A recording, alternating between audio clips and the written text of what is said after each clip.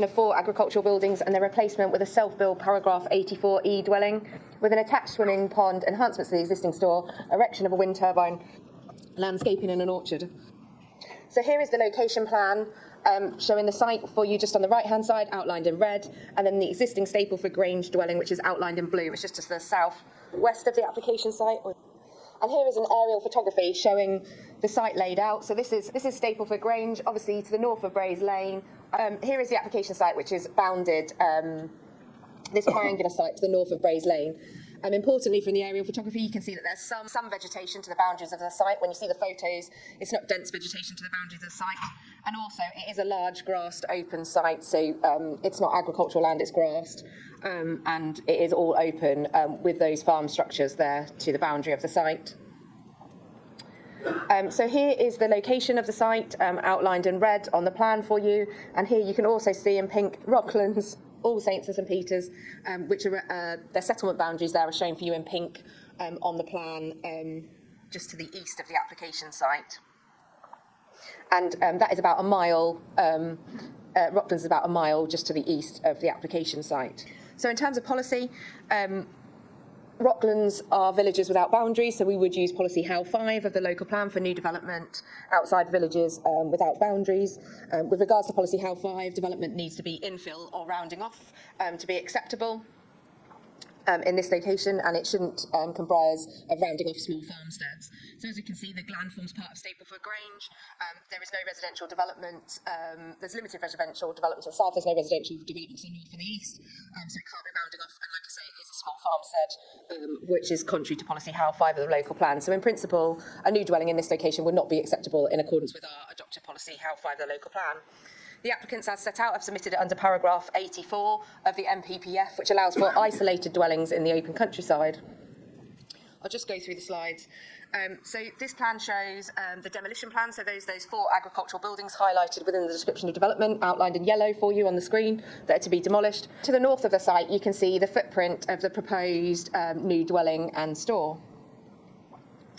Also, here is the proposed site plan, which shows the significant landscaping that's proposed as part of the scheme, mainly enhancing the boundaries of the scheme, but there is also landscaping proposed within the site to significantly change the character of the site from open grassland to landscaped area, and that will effectively screen the building in its location in that rear northern corner of the site. So here are the proposed elevations of the building, just showing the proposed replacement building with a single-storey and 2-storey element clads structure. And these are the proposed east and west elevations of the building as proposed. And this is the ground floor plan showing that ground floor structure with that flying wing that cross-sectionals over the building sat above that ground floor structure, and the proposed store and garage to the rear. And this is to show you the first floor plan and the layout of the building. And this plan here shows you the print of Stapleford Grange, which is just to the left-hand side of the screen. The red as the outbuildings to be demolished, and then down at the bottom of the screen you can see Stapleford Grange to the left of the screen, and then the proposed orchard and additional screening to effectively screen the proposed structure. Along with the proposals there are 2 ponds on the site, but one of them is proposed to be upgraded to become a swimming pool pond. And we have a section of that showing the existing at the top and the proposed at the bottom to be used for those reasons.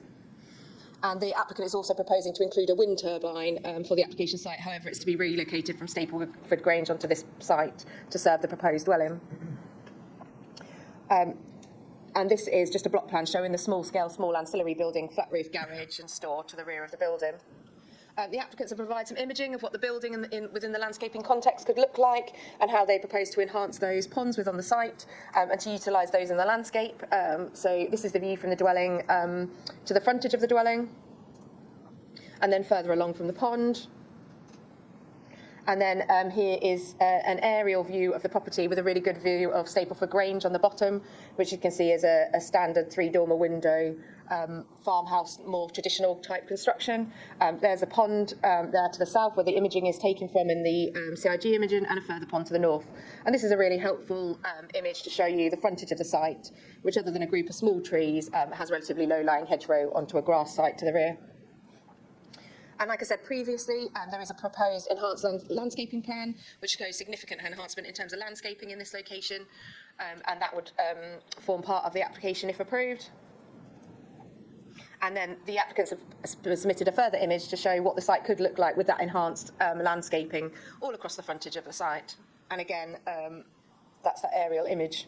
In addition to the application, there is significant biodiversity enhancement coming from additional wildflower and that proposed landscaping, and there's various elements which would suit ecology needs to be built into the structure as well.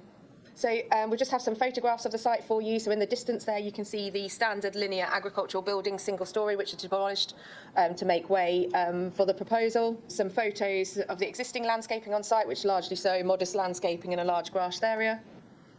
We have an image here to show the access to the site and Stapleford Grange just there in the distance.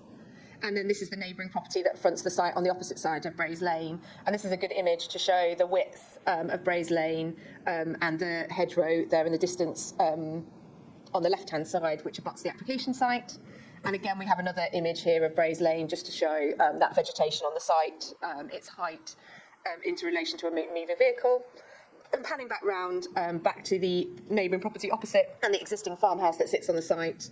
So in terms of the application, there are no statutory objections to the application and 10 letters of support. However, not all of those are from, only about half of those are from the local area. So with regards to paragraph 84E and what the application has been submitted for, paragraph 84 does allow for development, for new development, which is isolated in the countryside. And you'll see from the report that the court case established isolation, and it says it does not mean a building that is standing on its own. It means isolated from a settlement or remote, and that this is a matter of planning judgment. So Rocklands is a village with a boundary and has services and facilities accessible within it, and it would be accessible from the site only approximately a mile away by vehicle and car. And there are local bus routes on the outskirts of the Rocklands which could be facilitated to access wider services and facilities. And on this basis, planning officers do not consider the site to be isolated in that there is suitable access to those services and facilities, and has recommended the application for refusal on that basis. If the site was considered isolated, then under paragraph 84E, then members would need to consider the design specifically having regard to paragraph 84E, which requires development to be considered as truly outstanding with high architecture and with raising the design standards locally, that the development would enhance the immediate setting, and importantly, that the new development was sensitive to the characteristics of the area. The proposals are to demolish the existing farm structures, build and landscape the area, including biodiversity net gains and SUDs. The application has been assessed by the Design Review Panel, which is a national panel. The NPPF is clear and says that in this regard, local planning authorities have to have regard to the findings of any Design Review panel under paragraph 138 of the NPPF. It's important to note, therefore, members, that the Design Review Panel supports the proposals, and in their opinion, they state that it meets paragraph 84 with regards to the design. Despite this, the LPA has set out in the report some concerns with regards to the design. Their concerns lie largely with the bulk and massing of the proposed dwelling. I'll get there in a minute. Specifically on these east and west elevations, and that as officers we do not consider that sufficient regard has been had to the defining characteristics of the area, i.e. demolishing existing single-storey farm structures of linear fashion and replacing these with a cross-section building that is only regard to the existing farmhouse or structures in the area was the fact that it's two-storey, and therefore we do not think that due regard has been given either to the existing structures in terms of the farmhouse or the existing structures in terms of the existing agricultural buildings. We note that the proposals include significant landscaping, and significant landscaping is welcomed and will effectively hide the site with new landscaping.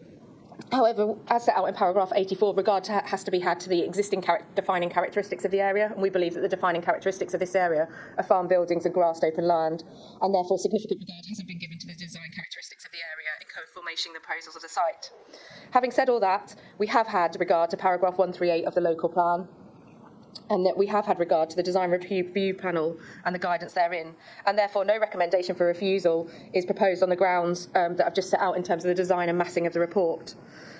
And significant weight has been given to the biodiversity net gain, sustainable design measures and landscaping apologies. You'll see from the officer report that the application has been assessed as having no impact on amenity, ecology, trees, nutrient neutrality, contamination, and a unilateral undertaking has been submitted to satisfy the GIRAMs. Please note that a revised plan has been submitted during the course of the application. It's been shared with the Highways Authority, which now seeks to share access with the existing dwelling, and on this basis the Highways Authority have no objections to the applications either. So in conclusion, the officers do not feel that given the proximity to Rocklands, this site can be considered isolated and therefore in principle under paragraph 84 of the local plan, and we have recommended this one for refusal, not of the local plan, of the NPPF. Apologies. Thank you. I've got Daniel Gender Sherry, please, who's the agent. 3 minutes, sir. Thank you. So, as has been mentioned, the two leading court cases dealing with isolation are from Braintree in 2018 and Bramshill County in 2021, and among other matters they dealt with isolation. And in that, isolation for the purposes of paragraph 84, the test is simply a site that is physically separate or remote from a settlement. It's important to note that physical separation, because in some of the discussion earlier, that word was omitted. So it's physical separation or remote from a settlement. The judgment also goes on to say, this is the Braintree 2018 Court of Appeal judgment, so these are just quotes lifted. For the purposes of isolation in paragraph 84, settlement has a broader remit than settlement, for example, a defined settlement boundary where you've got your red line on the relevant maps. So with that in case, if we go to the next slide, so this hopefully will show a refused and dismissed scheme here in Breckland in Swanton Morley. It was Frogs Hall Lane. It was back in 2021. It was refused, and 2022 it was dismissed at appeal. Among other matters, isolation was considered. And as you can see, in the lower right corner, it's dotted, but it's harder to see the red kind of rectangle roughly. That's the site. The larger red on the left is kind of the settlement boundary of Swanton Morley, and then the blue intervening areas I've drawn round to basically show additional connected forms of development between Swanton Morley, kind of central, and then the application site. And as it kind of demonstrates, that physical separation isn't there in this site. And as I say, the conclusion was both a refusal and a dismissal at appeal. And in the next slide, I've done the same approach, which again with Rockland All Saints, red line boundary, intervening clusters of development in blue. As you can see, they're more dispersed as you head west towards the application site, which is the little triangle on the left side. And I would suggest to put forward that that site is physically separate from the settlement, and that is enough to pass the test casted down from the Court of Appeal and the two most recent cases. Just a quick one just to say about the design review panel. The scheme has gone before an independent design review panel that operate nationally. Just to give a bit of calibre, so they've reviewed over 200 different paragraph 84 schemes since 2014 across 65 different local authority areas. The reason I say all that is just to give some calibre to their considerations, their recommendations, their experience. Of course, they've seen lots of sites, and the scheme has their full support in this regard. Also, as a little bit of background, whenever we start a project like this, and the design team as a whole have got 30 consents under paragraph 84 in its previous versions, we start all these projects with a planning due diligence, and the first question is the site isolated? Of which we thought yes. Thank you. Thank you very much. Okay, so questions from members. Anyone wishing to ask questions? Councillor Kybird, Councillor Kittle-Morris, and then Councillor Bambridge. Thank you, Chairman. When this came to Chairman's panel, the question was raised about membership criteria of the design review panel. So I don't know if that was an issue or not. And I'd like to ask the applicant, what, of the 200 designs submitted to the panel, how many were approved, basically? Thank you. I don't have the number of how many were approved. I can say that it was a previous scheme in South Cambridgeshire District Council where they, as an authority, do have their own design review panel. It's called the Design Enabling Panel. For that particular scheme, so we won't go into all the details because it's we did go to the council's panel twice, and then for various reasons we opted to go to this independent design review panel and went a subsequent 3 times before gaining their support, submitted the planning application. It was refused, it went to appeal, and it was at a hearing. So in front of the inspector we discussed the merits of using this independent design review panel as opposed to the council's panel, and the inspector gave significant weight to the fact that we'd gone to a panel and basically said that there's nothing in the policy that specifies which design review panel, and in that regard allowed the scheme. Obviously, for other reasons, it obviously met all the relevant design tests under paragraph 84 and such, but from the design review panel perspective, equal weight was given to whichever panel we went to. Okay, thank you. Councillor Kittle-Morris, please. Thank you, Chairman. I think it's quite one of the difficult things to look at paragraph 84E and come up with a conclusion that actually matches what's in front of you. However, I am concerned, and I think Rebecca mentioned it in her in her presentation that the massing and bulk of this particular building was out of keeping with the area, which I agree, but what sort of, is that part of 84E or is it part of another policy which we should have cognizance of? Well, obviously we do have policies that have specific regard to massing and bulk, and they are material considerations within our development plan, but those policies, I would say to you, directly relate back to paragraph 84E element of it, because you have to consider whether the architecture is truly outstanding, whether it's a high level of architecture, and whether it raised the standards locally. And it would seek, so a lot of our design policies are about enhancing the character and appearance of the area. So I would say they're a lower test, but they're all within the same context that will allow you to consider the massing and bulk in the determination of this application. You obviously, however, members, have to have due regard to paragraph 138, which means you have to have due regard to the design panel's findings, but it doesn't prevent you from rebalancing those in a different way. Thank you. Councillor Bambridge, please. Oh, sorry, coming back. Did the design panel only look at the intrinsic sort of, let's put it, the energy efficiency and that sort of thing of that particular building, or did they look at the massing and bulk and say that that was acceptable in that location? Was that a judgment that they made or not? They do, in their statement with the application, have regard to the design of the building, and they are quite implicit that they feel the design of the building is acceptable in all regards. Councillor Bambridge, please.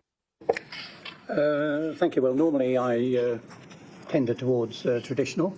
On this occasion, I do think it appeared to me, from what pictures we saw, that the design review panel had offered us a notable building. I didn't see a problem with the massing bulk. I think the design of the building tends to make that disappear into the landscaping. I thought the landscaping was very good, and therefore, if we are going to refuse it, I would like to understand a lot more about the design of that building, because the design to me looked quite good. Yes, please. Members, can I remind you what the officer reason for refusal in the report is that the dwelling doesn't form an isolated dwelling due to its proximity to rocklands, and on that basis we recommended it for refusal in principle. I'm saying to you that as officers we had concerns about the design of the proposals, and they're clearly set out in the report and the presentation. However, we have weighed paragraph 183 of the NPPF against those concerns and ruled that we haven't added a reason for refusal. It's completely within members' remit to rebalance that and come to a different conclusion, but as officers we are, in principle, reason for refusal is on the grounds that it can't be considered under paragraph 84 in the first place. It's not isolated. And therefore, members, to have a dwelling in the open countryside, it would be unsustainable, because your policy HAL 5 tells you that development outside of settlement boundaries in full farmsteads and locations that doesn't represent infill and rounding off is unsustainable and contrary to policy. Sorry, I meant to preface what I said with that I felt that there was an alternative interpretation of in open countryside, and I felt that it could be regarded as in open countryside. I meant to say that at the beginning and didn't. Thank you. Councillor Attawell, please. Chairman, I should just state, because the gentleman has mentioned the Swamp and Wally application, which I'm very familiar with, because on that particular application, on behalf of the Parish Council, I work with the Parish Council's legal representation to fight that application. The gentleman's quite right as to why that was refused. But I actually think this very much is an isolated dwelling. I do think, based on my knowledge of paragraph 84 and previous experience, that this is in the open countryside. For example, if it's rocklands, you're saying, is there a footpath? What connectivity have you got between the development site and rocklands? You're saying it's a mile away for bus stops, etc. That says to me that this is remote. That's not adjacent to the settlement boundary. These are isolated it's an isolated farmstead, basically. I think it complies with that in terms of the open countryside. I also think I quite like the design. We've already heard there's an independent panel who's reviewed that design and said that they're happy with it. And I actually think that the proposed enhancements to the ecology of the site and the landscaping scheme has got great merit to improve the site. And in terms of the design, it's a subjective view for this committee, I would say. It's not something that you can say, I've got something definitively written down to say this is a bad design or a good design or a bad design. It is the subjective view of this committee, and it's for us to determine whether we think. I don't think the bulking and massing is a problem, but I do take issue with what you've said about this not being an isolated dwelling. I definitely, based on, I'm just going on my experience, I've done a lot of work on section 84. This is an isolated dwelling, and I think if you're trying to say otherwise, I think is not right, based on the proximity to the rest of Rocklands. Thank you. Rebecca. So just to be really clear, because something is in open countryside doesn't make it isolated. So the two aren't directly related. So the fact that something lays in open countryside doesn't make it isolated. The test is set out in the report. It's isolated from other dwellings. It doesn't have to be linked or substantially linked or close to. And with regards to the previous application, it is not a material consideration for this application, in that us as a council didn't consider that as a paragraph 84 dwelling. We put significant other material considerations in the mix, and members decided to refuse that at planning committee. The inspector hasn't considered it as a paragraph 84. He does consider them element of isolated and said it's not isolated, but it was not put forward as a paragraph 84 dwelling in our recommendation for refusal. So we didn't have to consider whether it was isolated in that. We merely considered it against adopted planning policies. We didn't consider it as a paragraph 84 at this committee. I was just going to also ask if there was the scope to query what is or what isn't isolated, because obviously we've had the agent say that there's been examples that have been heard where the test that we've applied would not stand. Obviously it was then still considered as an isolated area. So I just wanted a little bit of confirmation about whether or not it was something that was more subjective that we could take a different view on to the officer. Yes, exactly. This is exactly what you're here for. If you wish to, on this occasion, disagree with the officer's recommendation on the basis that you subjectively take a different view on the isolation point, then it is perfectly within your remit to do that.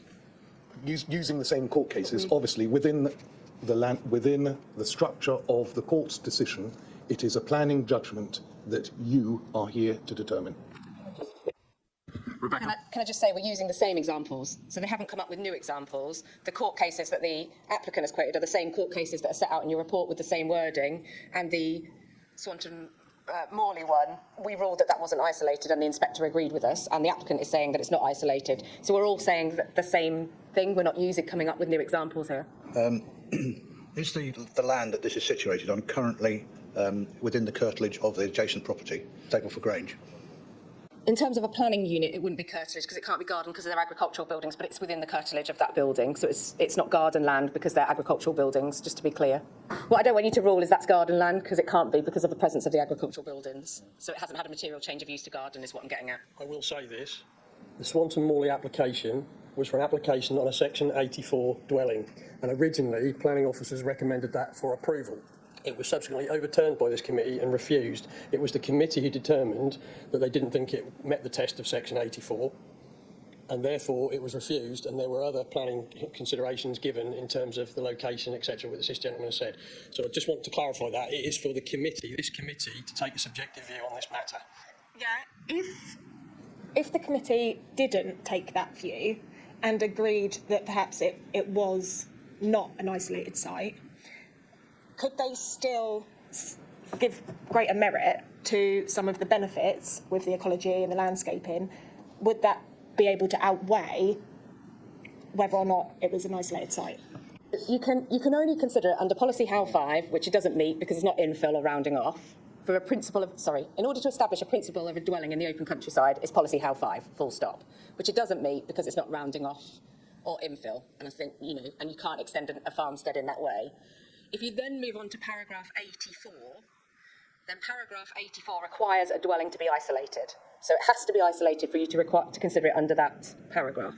What we did with the Swanton Morley one is officers were categorical that site wasn't isolated and couldn't be considered as a paragraph 80, now 84 of the NPPF, and we were categorical at the committee. What we did, however, do is consider other material planning considerations. So that was a whole life zero carbon dwelling. It included landscaping, SUDs, biodiversity enhancements. So when officers came to committee with a recommendation of refusal, they were implicit that the site wasn't isolated and therefore couldn't be considered under paragraph 80, which is now paragraph 84.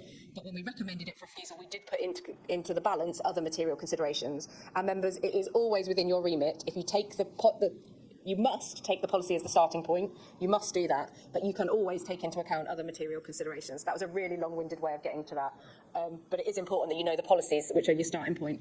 Just get clarification, please, from the council solicitor, that it is for this committee to determine, is it not, whether we consider that this is an isolated dwelling in the countryside and therefore compliant with paragraph 84 or not. Would I be correct in saying that?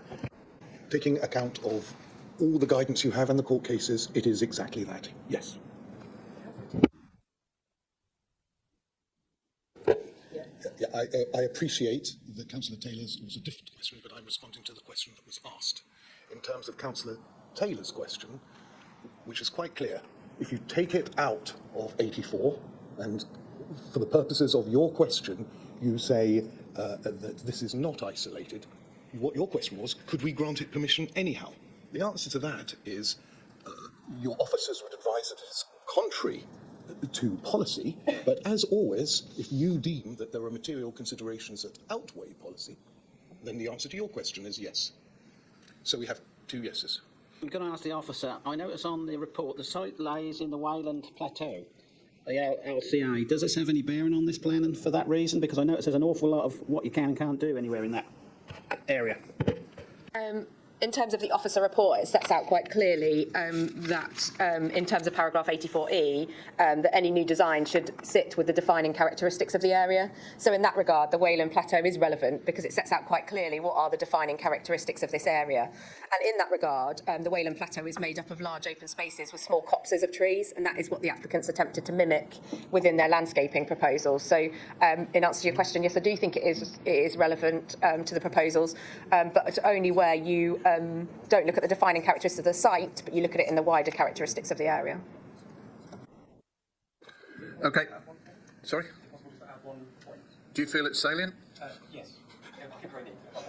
I'll keep it brief then, because I'm ready to go to a vote. You might destroy it. Thank you. It's just simply to clarify that in the court cases, the isolation test was physical separation, and sometimes that word physical has been omitted from sentences. I just wanted to clarify that the test is physically separate or remote from a settlement. Thank you. It's the Court of Appeal judgment paragraph 31 from the Braintree case specifically when they write physical separation. And we're quoting just one sentence out of a court case which looks at physical in its entirety, which does not mean that it has to touch a dwelling to be not physically separated. It's that relationship with that settlement. So it's taken a bit out of context in that statement. Okay, thank you. We're going to take the vote. Okay, so with this item at Stowe Beedon / Breggles 3PL 2023-1046, your officer's recommendation for this is one of refusal. Could I have a show of hands, please? 2. And those against the refusal? 7. 2-7. Okay. So from the floor, please.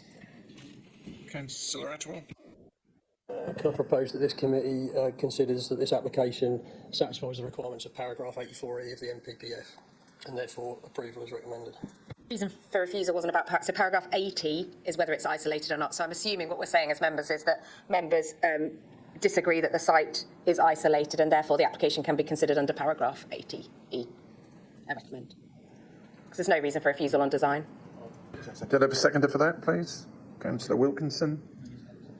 Oh, sorry. It was... As well, and in the wording of the refusals as well, it was determined that it would harm the beauty and surrounding area of the landscape and countryside. We obviously don't agree with that. We feel it would enhance and not deter the character of the countryside. Okay, that's fine. Councillor Kybert. My view is, having determined that it is an isolated site, I also took into the consideration the recommendation of the design review panel. Okay, thank you. That's noted. Oh, Yeah. There needs to be a clear reason that is seconded. So perhaps if we take Councillor Kybert's suggestion. as a second. No, as a first. Because it is different. So does anybody second Councillor Kybert's proposal? Right. So we're taking Councillor Kybert's proposal. Does anyone second Councillor Kybert? Oh, Councillor Taylor then. Okay, so now going back then from the floor of a recommendation of approval. Can I have a show of hands for approval for this item, please? 7, and those against? 2. Okay. This item is approved. Thank you very much.